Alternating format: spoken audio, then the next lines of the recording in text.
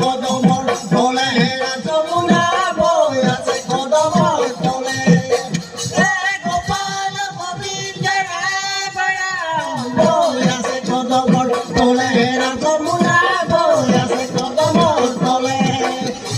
বই আছে কদমর তলে হেরা যমুনা বই আছে কদমর তলে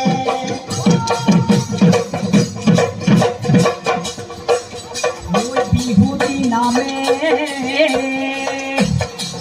ওই তিনটি আখরে হোক না লিখিত ওই ছিল ওই